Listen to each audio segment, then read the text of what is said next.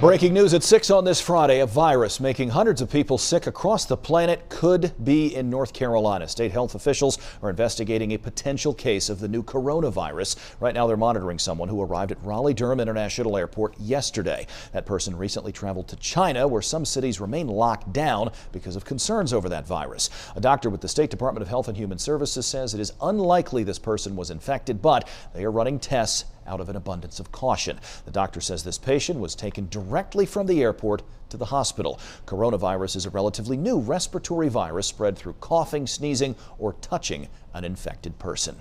The CDC is confirming 2 cases of coronavirus in the United States. Unlike the case here in North Carolina, which is a possible one, these are confirmed cases. They've diagnosed a patient in Chicago. They also diagnosed one in Seattle, Washington.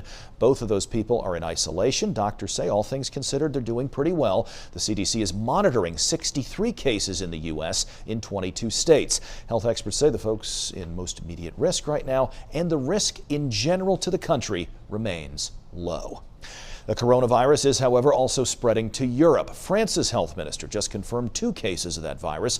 The first diagnosis in Europe is this one. Health minister says both the sick people had recently traveled back from China.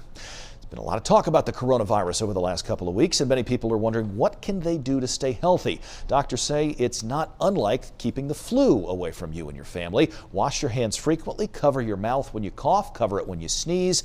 Not unlike ways to beat the flu. And if you're traveling, you can always wear a mask, whether you're ill or trying to keep from getting ill. The CDC says passengers have come down with the coronavirus at several major U.S. airports.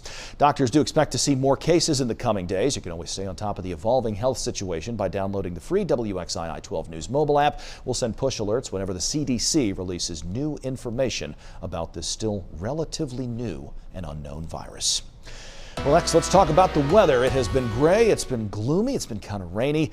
Not exactly the start to the weekend everyone's been hoping for. Let's go to meteorologist Michelle Kennedy right now. Michelle, what is your biggest concern about tonight?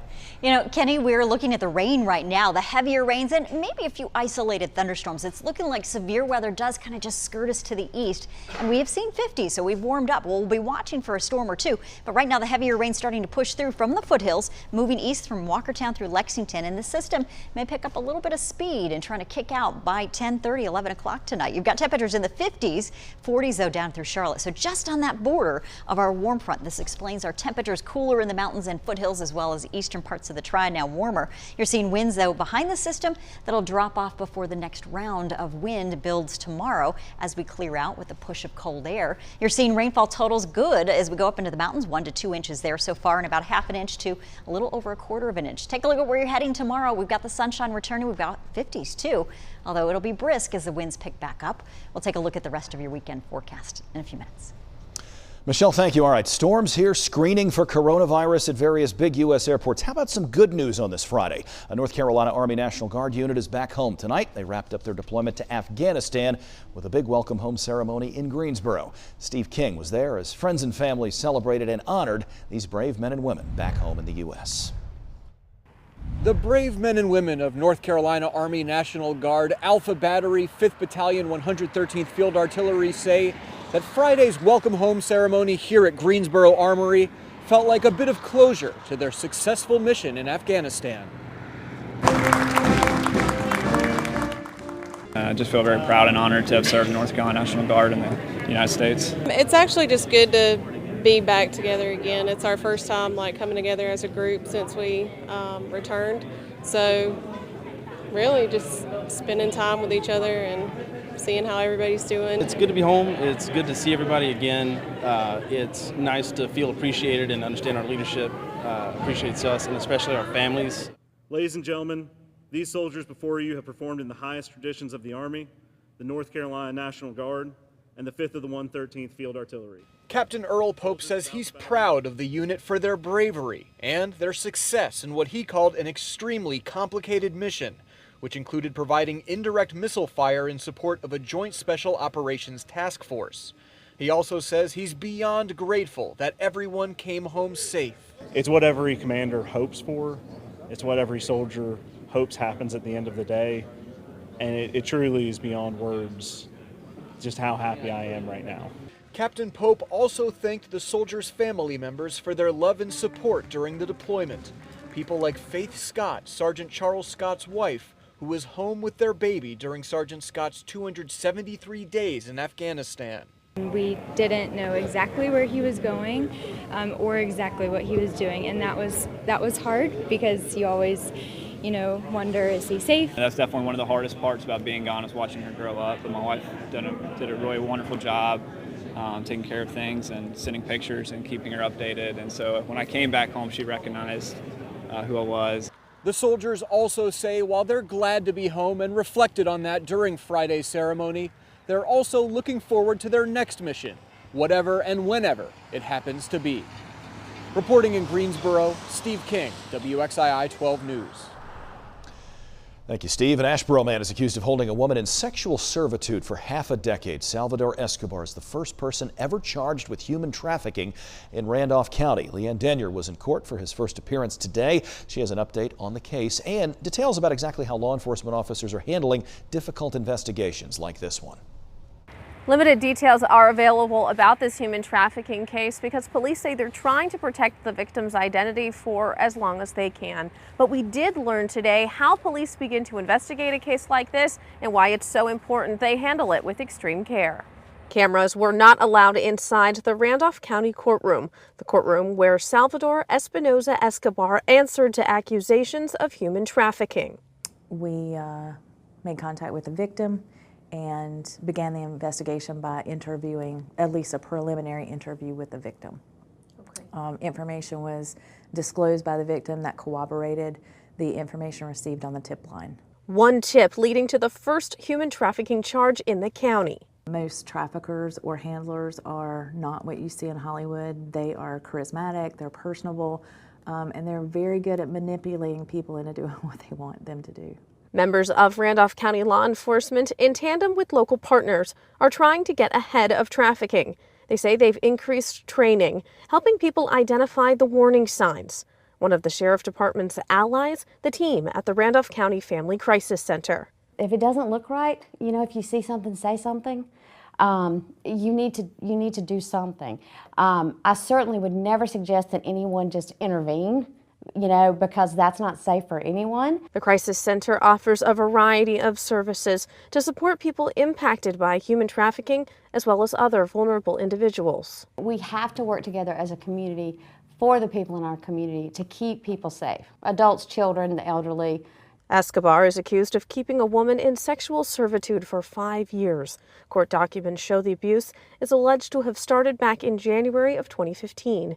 He's accused of withholding food and other basic needs in exchange for sex. I want to assure those people that there is a way out. There is help and resources out there that can give them the stability they need to escape that. Escobar is scheduled to be in court again on February 12th. He told the judge he'll be hiring a lawyer. In Randolph County, Leanne Denier, WXII 12 News. January happens to be National Slavery and Human Trafficking Prevention Month, and today Congressman Mark Walker co-sponsored a bill to prevent sex trafficking by encouraging the international community to eliminate the demand for commercial sex acts. Human trafficking impacts millions of people all over the globe every single year, and our state ranks 8th for reported human traffic cases in the 50 U.S. states. Well, today's the final chance for House managers to make their arguments in the president's impeachment trial. Here's a live look right now at the U.S. Capitol. Today's focus is on the second article of impeachment, obstruction of justice. Democrats say this case is urgent. They argue the president continues to obstruct this investigation into his actions in Ukraine. They say he continues to try to hide the truth by blocking witnesses from testifying and blocking documents from being released. The big question today, whether Democrats are convincing enough Republicans with their arguments. President Trump tried to cheat. He got caught, and then he worked hard to cover it up. I trust Donald Trump to do what's best for the country. We'll have a chance to talk about what he's done for you and your family. Continues to this day. And we still have a few hours to go tonight. Tomorrow morning, the president's legal team will begin presenting its defense against these two articles. NBC's Peter Alexander caught up with Senator Thom Tillis at the Capitol today. Here's what our state's junior U.S. Senator had to say about the impeachment proceedings so far. We've heard all the evidence that they said was overwhelming, and I'm underwhelmed. And you can watch the impeachment trial right now. It's airing live as we speak on MeTV, which is cable channel 1245. We're also streaming it on our Facebook page, WXII12.com, and the WXII 12 News mobile app. Tens of thousands of people marched for life today in the nation's capital. It is the largest annual anti-abortion demonstration, and for the first time ever, a sitting United States president was there in attendance. Today, as President of the United States, I am truly proud to stand with you. Together, we must protect, cherish, and defend the dignity and the sanctity of every human life. While past presidents who have opposed legal abortion have addressed these crowds remotely or invited participants to the White House, no one prior to today had ever been at that rally in person. This march comes just weeks before the Supreme Court is scheduled to hear its first major abortion case. Lester Holt and the NBC Nightly News team have all of today's headlines from Washington, D.C. and from Globe, coast to coast and places beyond. That's coming up on NBC Nightly News. It airs in just a few minutes now, 6:30, right here on WXII. Back in the Triad tonight, there's a big cleanup going on in Yadkin County. A fire killed 10,000 chickens at a chicken house in Yadkinville. Firefighters believe it started in the middle of a chicken house where the feed comes in. The damage is enormous, estimated to be in the $200,000 range. A group of educators is thinking about new ways to bring big changes for teachers and staff here in the state of North Carolina. The State Association of Educators wants pay raises, a higher minimum wage for school staff, and Medicaid expansion. The group's president works in Guilford County. Mark Jewell is working on a survey right now to send to members about their next steps. And the group is not ruling out a teacher strike. Jewell says the survey is in response to the General Assembly failing to pass a new budget. He says that shows educators are being disrespected. They left with giving everyone raises in state government except public school employees. You know, that's a clear sign that we are being treated differently and disrespected when we have a huge education crisis in North Carolina, and we can't continue to go on because our kids are suffering. The General Assembly is scheduled to return to Raleigh in April.